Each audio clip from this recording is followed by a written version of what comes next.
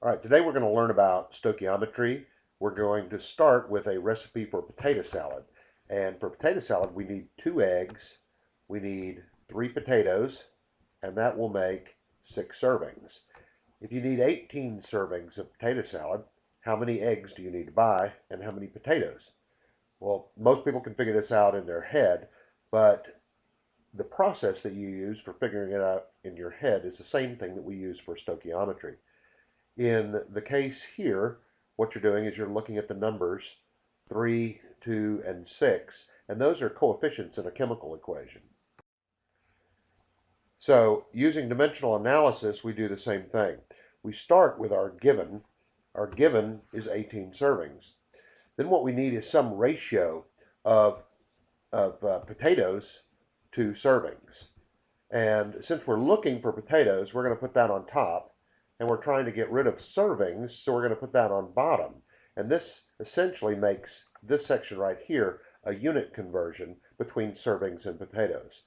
Servings are what we're trying to get rid of, so we'll start by putting that on the bottom. And we're trying to get potatoes, so we put that on the top. What that means is that the servings here and the servings down here will cancel each other out. And it'll leave us with numbers of potatoes. So that's all that's left. We can put a 1 in here if we want. It doesn't really matter. But what we're going to do now is we multiply the numbers that are on top and divide anything that appears on the bottom. And 18 times 3 divided by 6 leaves us with 9 potatoes. We could do the same thing with eggs just by putting a 2 up here at the top.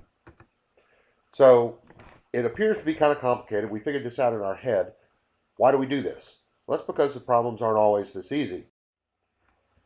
Suppose that we were going to make 5,000 people, feed 5,000 people, enough servings. How would we go on and figure that out? Well, we can look at mass balances and things like that. We can say 10 grams per egg and 100 grams per potato. That would mean we have a total of 320 grams, which means that each serving is 53.33 grams. So now we have something right here, this 53.33. This corresponds to a molar mass of a serving. This is a molar mass of a potato. This is a molar mass of an egg. So let's use this to calculate how much we need to feed 5,000 people. Well, we start with our given 5,000 servings.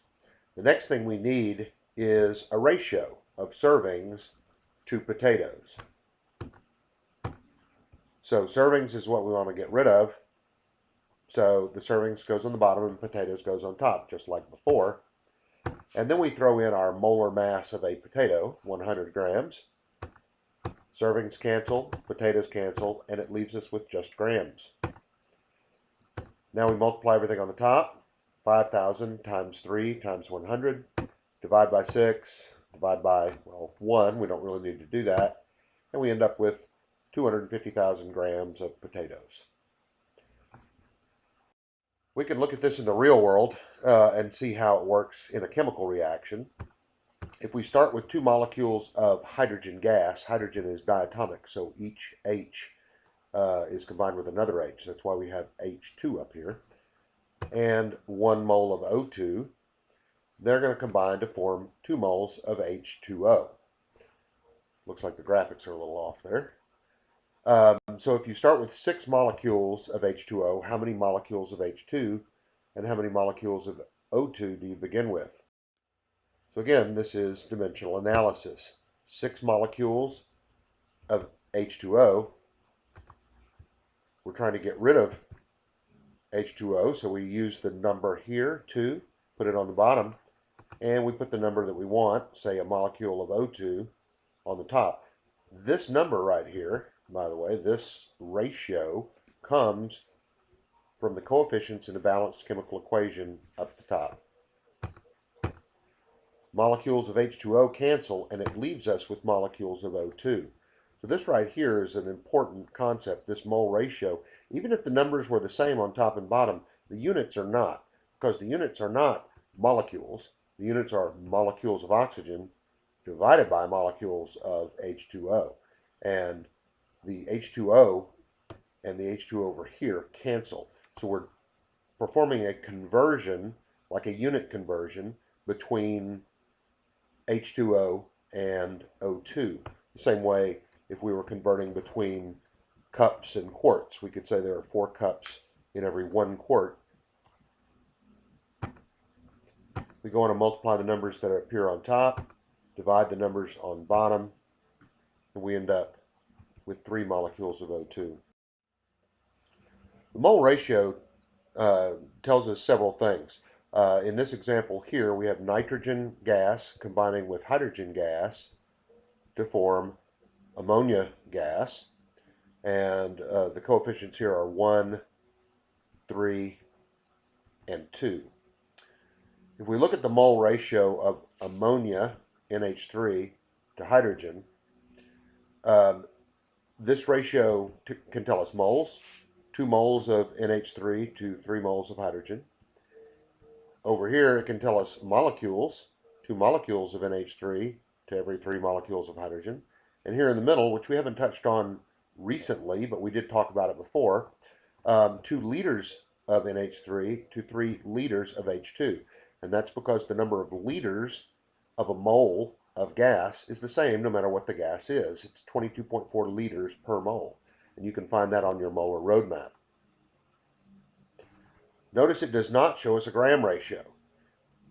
Okay, so back to our potatoes, 2 eggs and 3 potatoes, the ratio of 2 to 3, that doesn't mean that we should have 2 pounds of eggs for every 3 pounds of potatoes. It tells us that we should have 2 actual eggs to 3 actual potatoes. So that lines up with our moles here. It's not a mass ratio. Let's look at the examples on stoichiometry worksheet number 1. Here we have ammonium nitrate spontaneously decomposes into ammonia, water, and oxygen. Coefficients 2, 2, 4, and the one that's not shown here is of course 1, since we don't normally write 1s. Question says how many moles of water are produced if 15 moles of oxygen are also produced in the same reaction. So we're looking at this coefficient and this coefficient. Let's look on our molar roadmap and see where we need to go. We're starting with moles right here, and we're going 2 moles right here. It's always important to use your molar roadmap. Find out where your starting point is and where your ending point is. There are 2 points on this molar roadmap right here that we're going between, which means we're going to have 2 places in our train tracks, 2 places in our dimensional analysis. The first will be the given number of moles, and then the second will be filled with our mole ratio, which is how we get from the left side to the right side. So let's start with our given. Our given is 15 moles of oxygen. And the next thing is, of course, our mole ratio.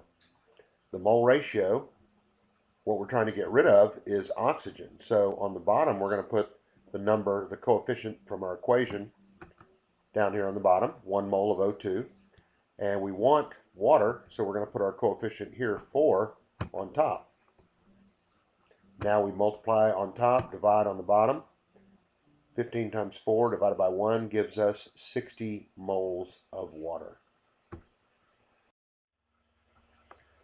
Using the same equation, let's find out how many moles of nitrogen gas are produced if we start with 6 moles of ammonium nitrate. So again, we're going from moles here to moles here. 2 places on the molar roadmap means we'll have 2 boxes to fill in. The first with our given, 6 moles of ammonium nitrate. That comes straight from our problem. The next is our mole ratio. We want to get rid of ammonium nitrate. That's what we've got. So we're going to put this coefficient on the bottom. And we want to produce nitrogen gas. So we're going to put this coefficient on the top. So the numbers, 2 divided by 2, of course that's 1. The important part about the mole ratio is the fact that what it's doing is it's canceling the ammonium nitrate and leaving us with moles of nitrogen. So 6 times 2 divided by 2, and the mole ratio served to convert from one compound, ammonium nitrate, to the other compound, nitrogen. We can make this a little more complicated, and let's throw in the unit of mass, grams, into our equation. So now we're going to have we're going to have one extra step on our molar roadmap, one extra step on our dimensional analysis or train tracks. We're going to start with moles of zinc, and we're going to produce grams. So on our paper, we're going to start with the grams and go to moles. So on our molar roadmap, we're starting down here with mass, 20 grams. And we're going to moles, and then we're going to moles across on the right side. We can't convert from one compound to another compound unless we're at moles. Notice there's no connection between the left side and the right side except through moles. So we're always going to have to convert to moles first, no matter where we are, unless we're already at moles. Your molar roadmap shows exactly what you need to put in your train tracks. So after we put in our given of 20 grams down here, we just follow the arrow right there to moles. And if you look on your molar roadmap, you'll see that it says 1 mole over molar mass. So that means we're going to need to know the molar mass of zinc chloride. After that, we're going to do our mole ratio to get to the other side. And since our question asks us for moles, we're going to stop right here and we'll be done. So we'll have 3 boxes on our dimensional analysis, or 3 boxes on our train tracks, as we call them in class. I've looked up the molar mass of zinc chloride from the periodic table, and so we have 1 zinc and 2 chlorines. We just add up the masses of those to get our molar mass of 136.286. So we start with our given right here, 20 grams of zinc chloride. The next thing that we need to do is put in our molar mass. The molar mass from the molar roadmap tells us we need moles on top and grams on the bottom. And of course that makes sense because we're trying to get rid of grams. Grams is our given. So we need the grams on the bottom and moles on the top. And the last thing that we need is, of course, our mole ratio. The mole ratio comes from the balanced chemical equation. They're the coefficients up here. And we need moles of zinc on top. So that's a 1 right there. And on the bottom is zinc chloride. That also is a 1. So the zinc chloride on the bottom and zinc on the top. And our calculator is going to give us this number, 0.146750021. We look up here, we see that we have 3 significant figures in our given, so we're going to round this to 3 significant figures in our answer. 0.146 are the 3 significant figures, but the number right after that is more than 5, so we're going to round that up to 0.147 moles of zinc. Last example, we're going to look at moles of hydrogen gas produced if we start with 38.3 grams of hydrochloric acid. So since I see grams of hydrochloric acid, I know I'm going to need the molar mass of hydrochloric acid. So I figure that out from 1H and 1Cl. I add those numbers together and I'll have that when I'm ready to use it. So I start here at grams and I'm going to have to go to moles. And then from moles of hydrochloric acid, I can go across to moles of hydrogen gas, and we get to stop there. We don't have to go down to grams because it's not asking us for that. It's asking us for moles. So we start down here at grams, go to moles, and then go across to moles of the other compound. So here's our 38.3 grams will be our given. We're going to go straight across here, which means our next box is going to say 1 mole of HCl on the top, and then we'll have to have the molar mass of HCl on the bottom, so we'll have to figure that out. And then right here we'll use our mole ratio going across, and we can see that the mole ratio on top, it's going to be 1 hydrogen, 1 mole of hydrogen, since that's what we want. And what we're trying to get rid of will be 2 moles of HCl. let's go on and do that. Here's our molar mass of HCl that I figured out. So our given 38.3 grams of HCl. Now we want to get rid of this. So we'll put the molar mass of HCl on the bottom, 1 mole of HCl on the top. So our molar mass is our next step. And then the step after that, here's our mole ratio. Mole ratio comes from the balanced chemical equation. What we're trying to get rid of, HCl. We know we're trying to get rid of HCl because grams of HCl canceled with grams of HCl, and that left us with moles of HCl. So now we want to get rid of moles of HCl. It's on top, so we need to have moles of HCl on the bottom. And the number 2 comes from our balanced chemical equation, the coefficient up at the top. We have 1 mole of H2 on top. And when we put that together, our calculator gives us this big long number, 0.525218727. Of course, you know I never want to see that. Here we have 3 significant figures in our given.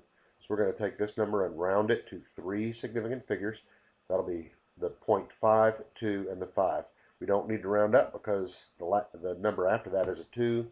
It's not 5 or more, so we just round it to 0.525 moles of H2.